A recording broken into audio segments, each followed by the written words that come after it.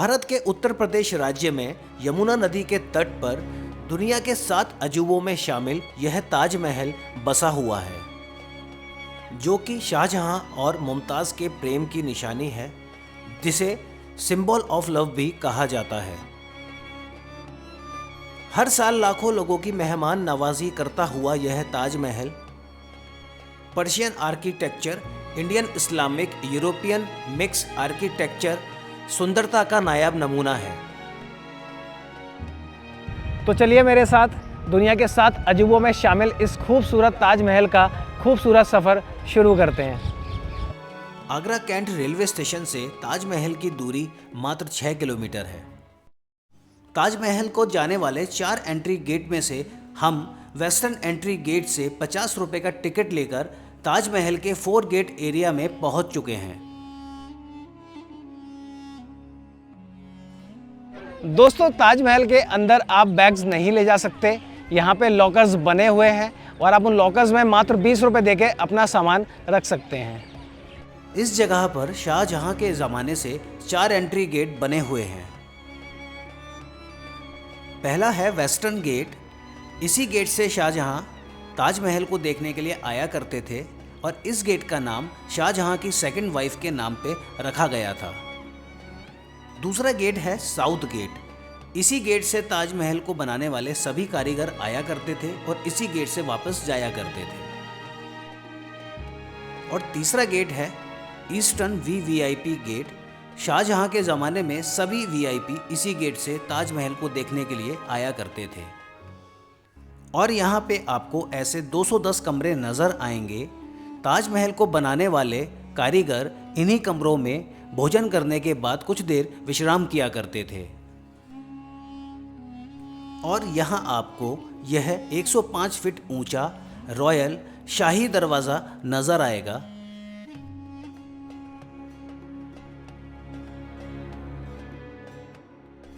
इस प्रवेश द्वार के ऊपर आपको रेड कोरल स्टोन और ग्रीन मेलाकाइट स्टोन जैसे कीमती रत्न जड़े हुए हैं। और इस दरवाजे के ऊपर वाले हिस्से में आपको 22 गुंबज नज़र आएंगे, जो यह दर्शाता है कि ताजमहल को बनाने में 22 साल का समय लगा था। जब इस प्रवेश द्वार से होते हुए आप ताजमहल की तरफ जाओगे तो आपको ऐसा लगेगा कि ताजमहल आपसे दूर जा रहा है। इसको ऑप्टिकल इल्यूजन कहते हैं। ताजमहल को देखते हुए जिस एंट्री गेट से आप लोग अंदर आते हैं, सामने आपको एक फोटोज क्लिक करने के लिए सेल्फी पॉइंट दिखेगा।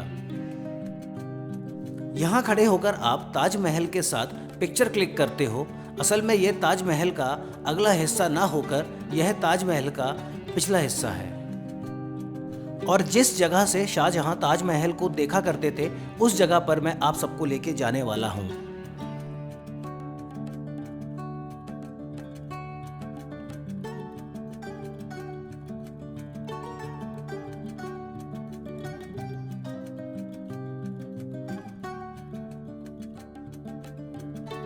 शाहजहां के ज़माने में दोस्तों यहाँ पे 20,000 कारीगर काम किया करते थे, जिसमें से 6,000 कारीगर विदेशी थे, बाकी हमारे भारतीय थे। और उस ज़माने में इस ताजमहल को बनाने में 3 करोड़ 20 लाख का खर्चा आया था, जो आज की डेट में भी काफ़ी बड़ी रकम है। ताजमहल के मकबरे के ऊपर आपको यह मेटल का कलश नज़र आएगा। यह करीब 3 मंजिल बड़ा है और यह पहले सोने का हुआ करता था। जब यहाँ अंग्रेज़ों का ज़माना था तो वह यहाँ के सारे सोने के कलश और ताजमहल में लगे बहुत सारे हीरे जवाहरात और नगीने सब लूट कर ले गए। बुरहानपुर में अपनी 14वीं संतान को जन्म देते हुए 17 जून 1631 के दिन मुमताज़ की मृत्यु हो गई थी। शरीर खराब ना हो इस कारण से शरीर को मम्मी बनाकर तापी नदी के किनारे दफनाया गया था। उसके बाद अपनी बेगम के गम में डूबे बादशाह ने ताजमहल बनाने का फरमान जारी किया।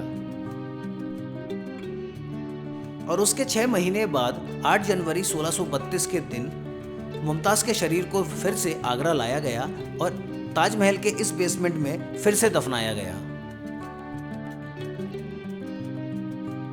ताजमहल के एकदम सामने आपको ये बादशाही टैंक नज़र आएगा। शाहजहां यहाँ बैठकर ताजमहल को बनते हुए देखा करते थे।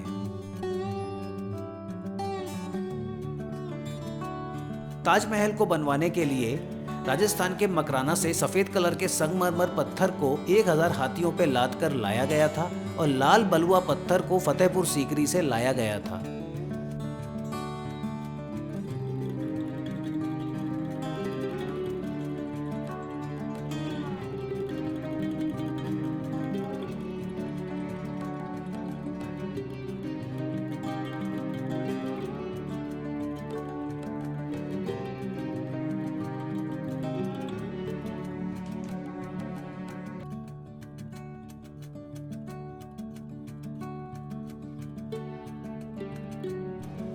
ये देखिए दोस्तों, इस समय हम लोग ताजमहल के काफ़ी करीब आ चुके हैं। कितना बड़ा दिख रहा है यहाँ से ताजमहल, बहुत ही खूबसूरत। चलिए अब ताजमहल को अंदर से देखते हैं। ताजमहल के अंदर जो मकबरा है उसे देखने के लिए हमें एक 200 रुपये का एंट्री टिकट लेना होता है। ताजमहल के अंदर जाते समय आपको एक बड़ी सी मस्जिद नज़र आएगी। शुक्रवार को यानी फ्राइडे के दिन ताजमहल बंद रहता है। उस दिन यहाँ पे नमाज पढ़ी जाती है।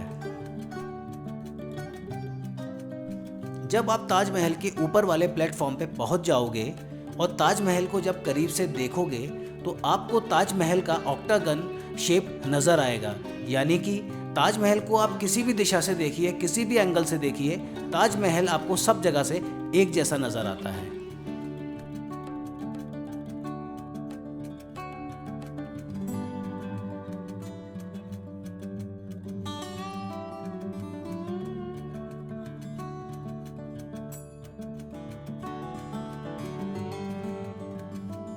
ताजमहल के अंदर एंट्री करते ही आपको शाहजहां और मुमताज़ की कब्र नज़र आएगी। ये दोनों कब्र नकली हैं।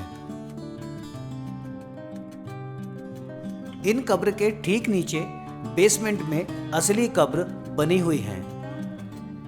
किसी भी मकबरे में एक कब्र होती है।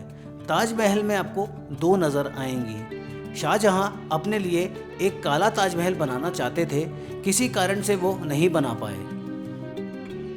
शाहजहां की मृत्यु होने के बाद उनकी छोटी बेटी रोशन आरा और बड़ी बेटी जहान आरा ने आगरा के किले से खुफिया रास्ते के द्वारा ताजमहल में मुमताज़ के बगल में उनको दफना दिया था।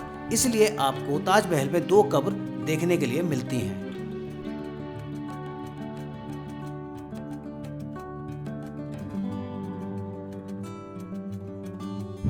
दोस्तों, ताजमहल की जो नींव है वो आबनूस की लकड़ी पे बनाई गई थी।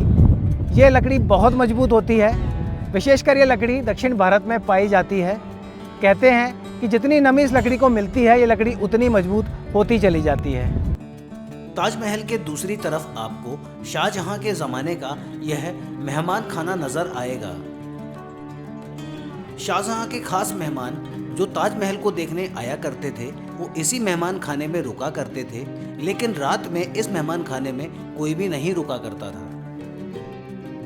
ताजमहल की तरह यह मेहमान खाना भी बहुत खूबसूरत है क्योंकि इसकी दीवारों पर बहुत ही नायाब फूलों की नक्काशी बनाई गई थी।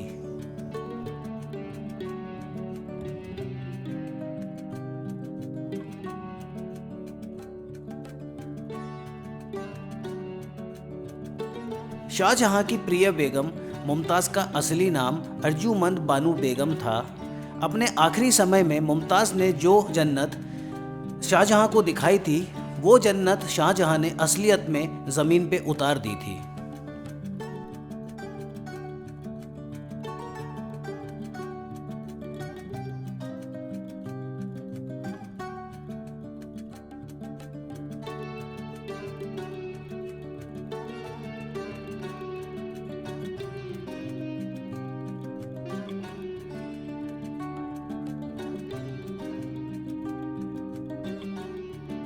अगर आप सबको ये वीडियो पसंद आता है तो वीडियो को लाइक कर दीजिएगा और चैनल को सब्सक्राइब भी कर दीजिएगा। मिलूंगा आपको किसी दूसरे व्लॉग में।